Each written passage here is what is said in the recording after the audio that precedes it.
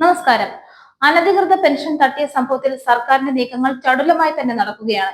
ഏറ്റവും ഒടുവിൽ കിട്ടിയ റിപ്പോർട്ട് പ്രകാരം അനർഹമായി ക്ഷേമ പെൻഷൻ കൈപ്പറ്റിയ റവന്യൂ വകുപ്പിലെ ഉദ്യോഗസ്ഥർക്കും പണി കിട്ടി.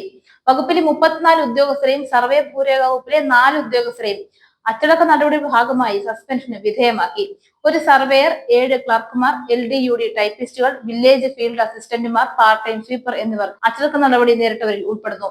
എല്ലാവരും കൂടി 9,62,200 രൂപയാണ് ആകെ കൈപ്പറ്റിയിട്ടുള്ളത്. സാമൂഹ്യക്ഷേമ പെൻഷൻ ഇനത്തിൽ 5,600 മുതൽ 53,400 രൂപ വരെ കൈപ്പറ്റിയവർ പട്ടികയിൽ ഉൾപ്പെടുന്നു. തൃശൂർ ചേർപ്പ് റീസർവേ സൂപ്രണ്ട് ഓഫീസിൽ ജോലി ചെയ്യുന്ന അനിൽകുമാർ CR ആണ് സസ്പെൻഷൻ വിധേയരായവരിൽ ഉന്നത ഉദ്യോഗസ്ഥൻ.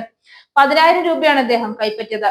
Tinu M, Kasaragod, Thiruvananthapuram assistant director ഓഫീസുകളിലെ നാരായണൻ V, മിനിമോൾ എന്നിവരെയാണ് സർവേ ഭൂരേഖ വകുപ്പ് അച്ചടക്ക നടപടിക്ക് വിധേയമാക്കിയത്. റവന്യൂ വകുപ്പിൽ ക്ലർക്കുമാരായ Prince Antony, Rimod S, Suresh AP, Akhil A, Abdul Jaleel A, Jessy NP, Vishnu VT, Jinson E, Elias എന്നിവരാണ് അച്ചടക്ക നടപടിക്ക് വിധേയരായത്.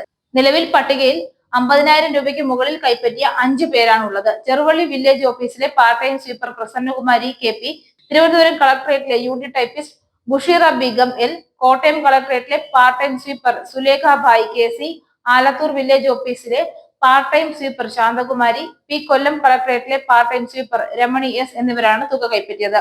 അതിനിടെ സാമൂഹ്യക്ഷേമ പെൻഷനുകൾ അനർഹമായി കൈപ്പറ്റിയ 373 ജീവനക്കാർക്കെതിരെ കനത്ത നടപടിയുമായി ആരോഗ്യവകുപ്പ് രംഗത്ത് വന്നു. Nursing assistant, clerk, pharmacist, UD typist, junior laboratory assistant, house keeper എന്നീ തസ്തികകളിൽ ജോലി ചെയ്യുന്ന ജീവനക്കാർക്കെതിരെയാണ് നടപടി ഉണ്ടായത്. അനധികൃതമായി കൈപ്പറ്റിയ തുക 18% പലിശ അടക്കം തിരിച്ചടയ്ക്കണം.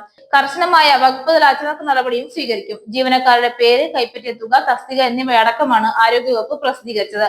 3,000 മുതൽ 60,000 രൂപ വരെ സാമൂഹ്യ പെൻഷനായി കൈപ്പറ്റിയവരുണ്ട്. വിവിധ വകുപ്പുകളിലായി 1,400ഓളം ജീവനക്കാർ പെൻഷൻ വാങ്ങിയെന്നാണ് ധനവകുപ്പ് നേരത്തെ കണ്ടെത്തിയത്.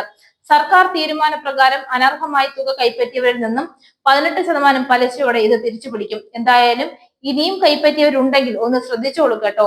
ഇത് ഇവിടം കൊണ്ടൊന്നും അവസാനിക്കില്ല.